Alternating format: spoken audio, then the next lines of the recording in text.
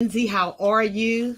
I'm good. And yourself? Thank you so much for having me on today. Absolutely. And first and foremost, our calendar is so sorry for the calendar was just going crazy. It's all me. Thank you so much for squeezing me, and I appreciate it. Absolutely. Absolutely. So if you don't have any questions, because I know you were knocking doors today already, and I know your calendar, your schedule is extremely busy. And so if you don't have any questions, we can get started. Absolutely. Great. So just for someone that may not know you, who are you? Yeah. Ooh, well, what a big question. Well, first and foremost, thank you so much for having me on. I appreciate it. I was saying earlier, long-time listener, first-time caller, so I appreciate the opportunity to chat with you a little bit more. But my name is Lindsay Powell, and I'm running for state representative for House District 21, a seat that Sarah Namarato has held for several years and held beautifully.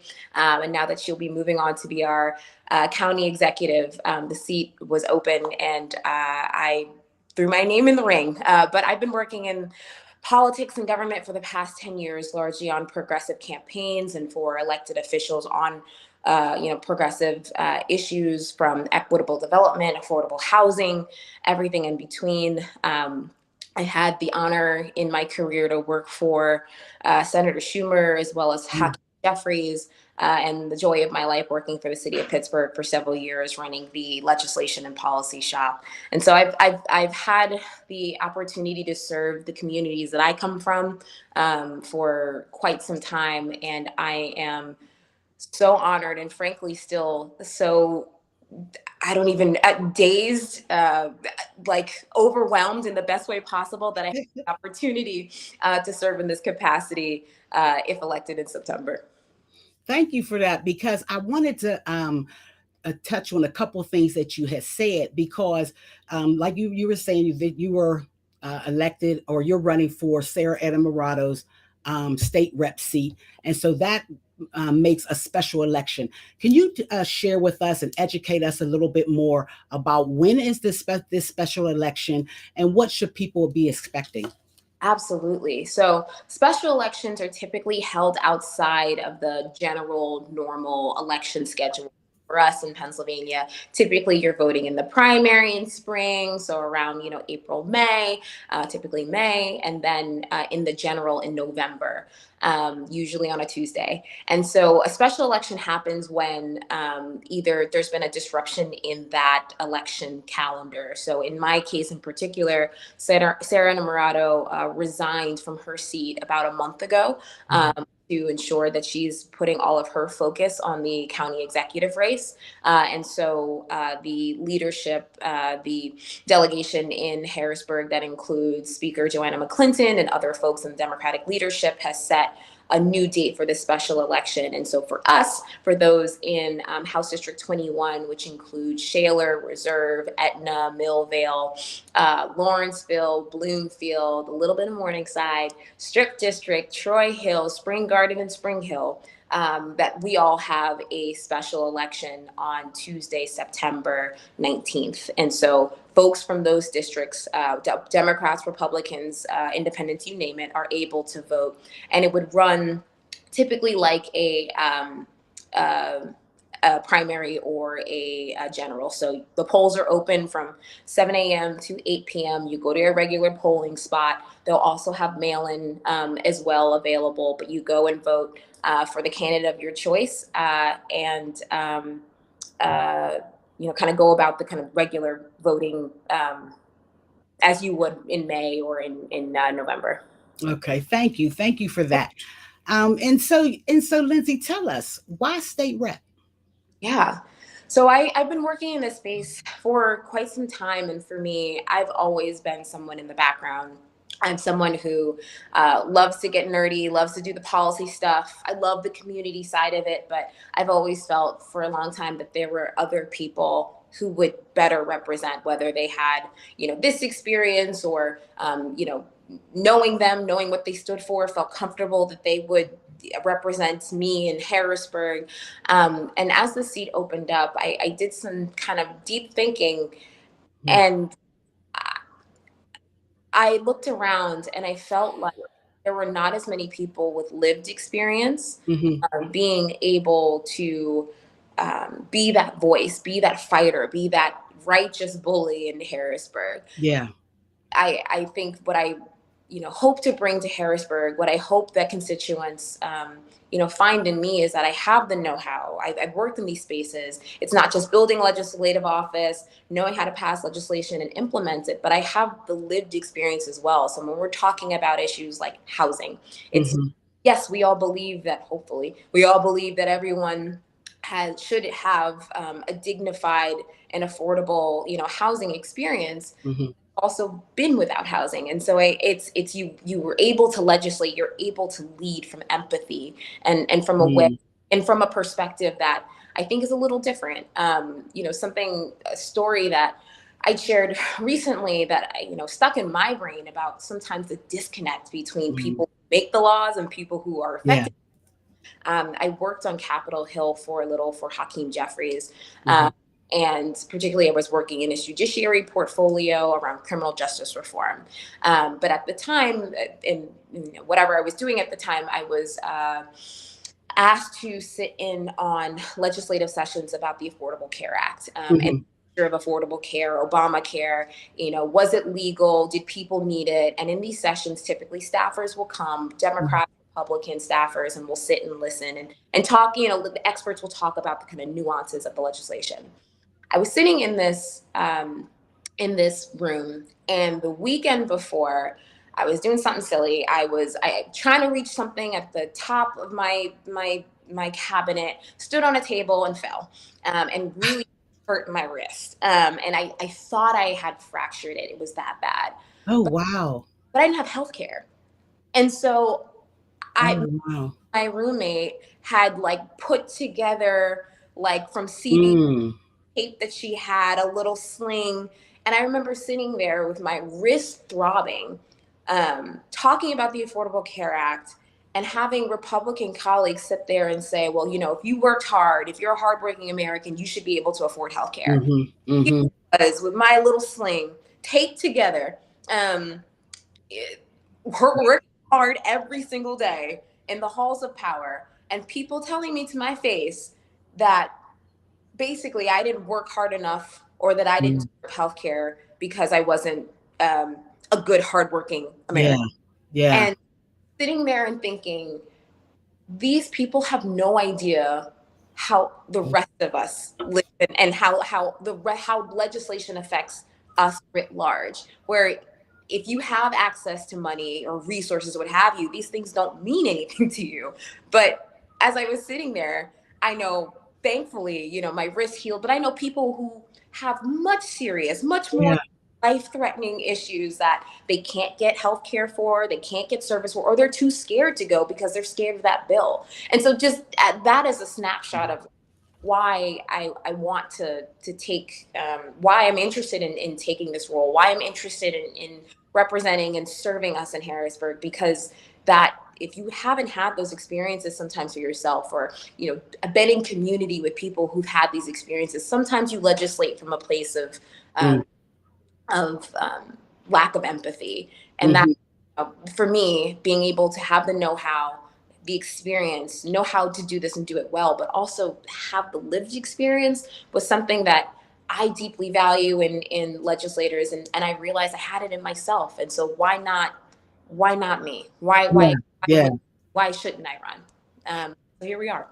And so, as you were talking, that's exactly what I was thinking. I was thinking, if not you, then who? Because that's what we always ask ourselves when we, ready to take that leap, to the unknown or to the unfamiliar. But what I also wanted to comment on that I heard you loud and clear is that you're running on your passion, your empathy, and your lived experience.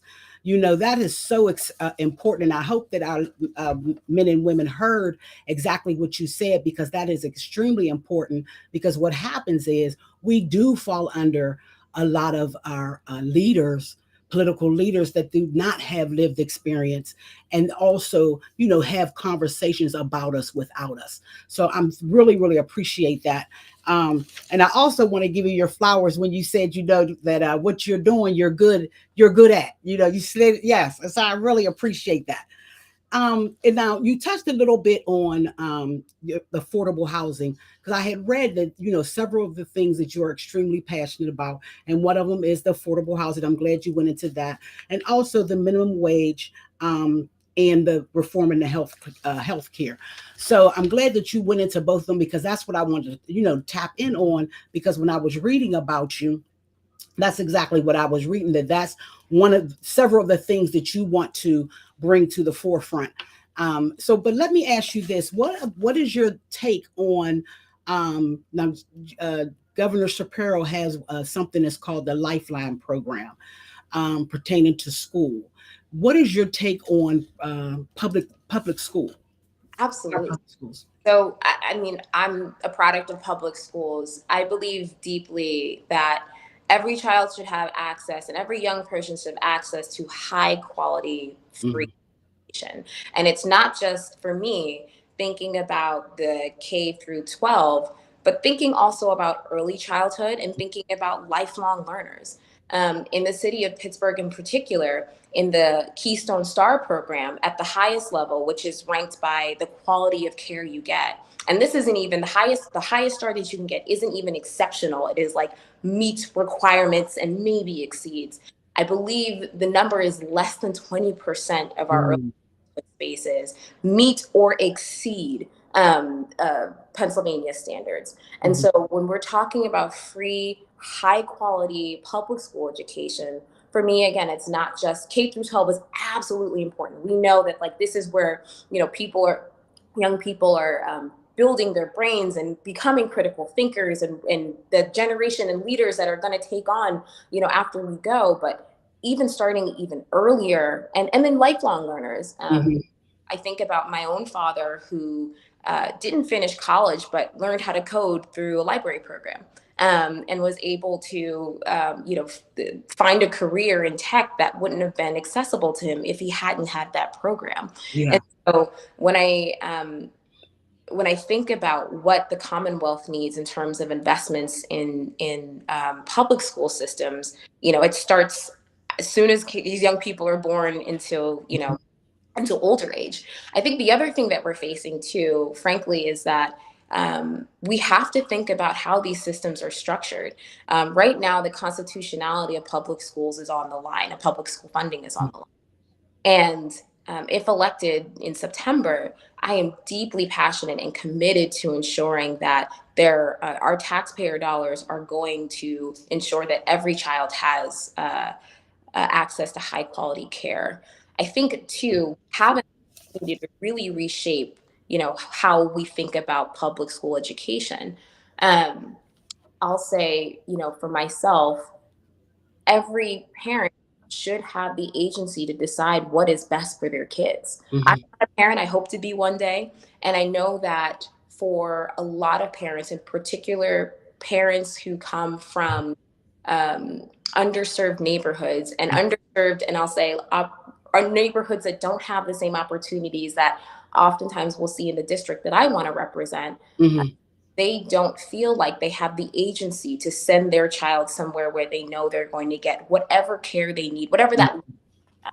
And so making sure that we have a system that doesn't restrict people by the neighborhoods that they live in or the zip codes Mhm. that they come from, and allows young people and their parents to guide their young children to schools that will meet them where they're at and serve their needs, whatever that looks like, Yeah. and not be restricted by where they come from or where they happen to live.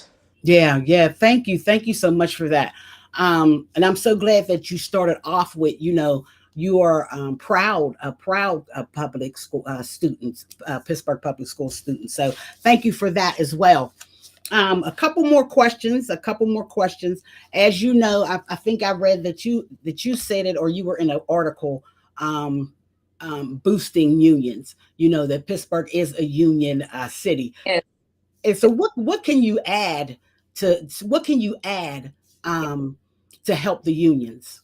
Yeah. So I'll say too, I mean, as hopefully hopefully you'll have me back on the show, but you'll find I'm a storyteller. I love to tell, it's just kind of how things come together. And for me, my grandfather was a proud union member until the day he died. And he credits, as a Black man who moved from the South to the North, was able to buy a house. He credits his union for being able to make sure that he not only put food on the table, kept food on the table, but bought a house when, as a Black man, he didn't think he could, and was at the time one of the only Black families on the block.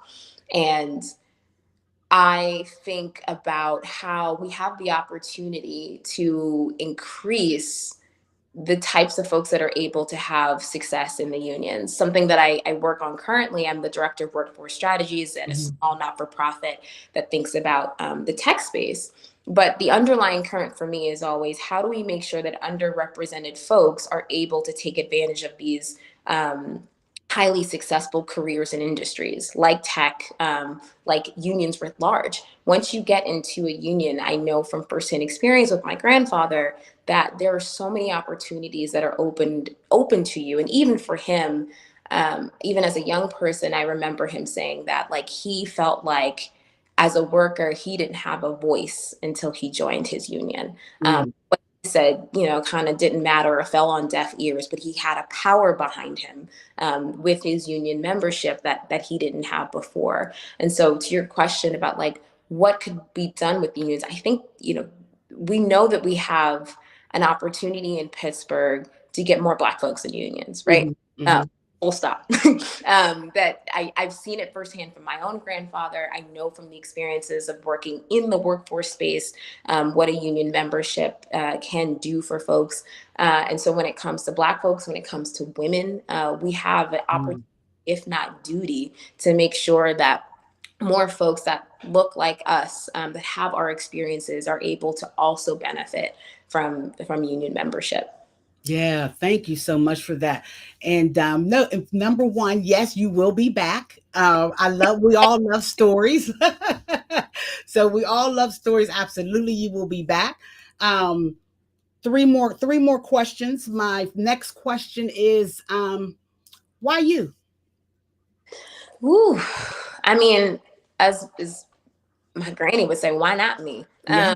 I mean, I think that there's, going back to like lived experience and being able to lead day one. I have the unique opportunity, if elected, to be the tiebreaker, and I take that very seriously. Sending a Democrat Mm, Harrisburg right now is not just someone who's going to fiercely advocate and agitate in Harrisburg on behalf of the 21st district. It's being the tiebreaker vote between 101 Republicans and 101 Democrats. Right now, we are without the majority. And Speaker Joanna McClinton has done a beautiful job of making sure that all of our voices collectively as Democrats are able to lead towards meaningful and impactful policy and legislation. And right now, she cannot do that without the 102nd vote. mm, I'm able to be sent to Harrisburg on Tuesday, September 19th. I have the honor, the responsibility, and the opportunity to help secure our Democratic majority for the Commonwealth.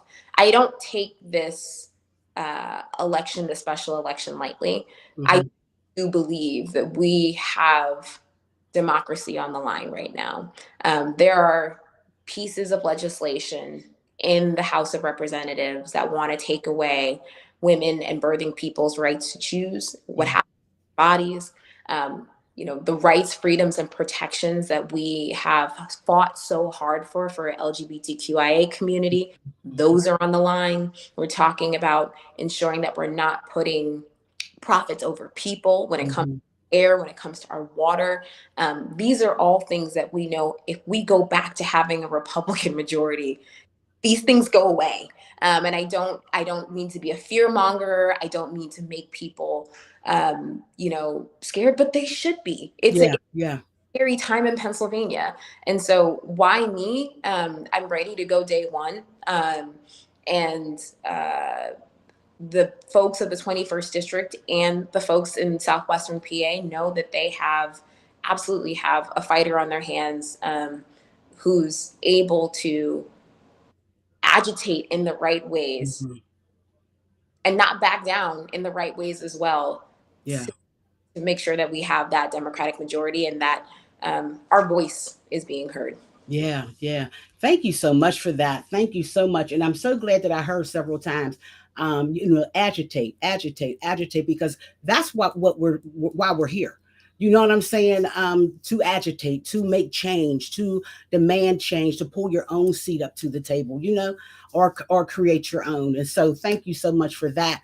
Now, but if someone wanted to get in touch with you, if they wanted to volunteer, if they wanted to make a donation, if they wanted to ask questions that I may not have asked and want to have a further conversation with you, how can someone get in touch with you?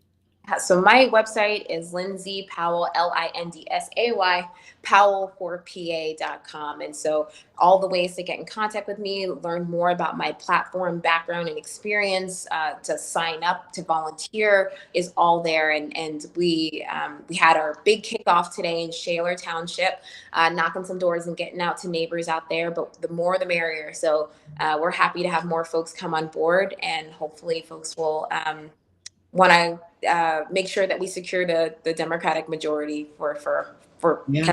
Pennsylvania. Yes, thank you. Thank you so much. So you heard it right here, ladies and gentlemen. If you want to volunteer, please visit her, or donate, or have want to go in more that conversation with her. Please reach out, go to her website and reach out at your convenience. Before we call it the night, and I let you get back to knocking doors, is there anything else that you would like to say before we say goodnight? Well, I want to thank you. You have been such a leader and a light in this city, in this region for so long. When I said at the very beginning, like, longtime listener, first time caller, I know we've been in each other's orbit. And by that, I mean, I've been such an admirer of yours. And so thank you so much for this platform. Thank you for your leadership and all that you do for each and every one of us. And again, I hope to be back and keep spinning some yarns and tell some more stories. Oh, you'll definitely be back. You will definitely be back. So there you have it, ladies and gentlemen. Thank you so much for taking the time out of your day, your busy day, and blessing us with your presence, with your answers. And again, if someone has something else that they want to say and or go into conversation with Miss Powell, please let me see social media. There's no questions in the chat. So we're good with that. Basically, hope that we covered everything. And so with that, we're going to say good night and thank you so much, Miss Powell, and good luck. And you'll be back. Thank you. Thank you. Thank you so much.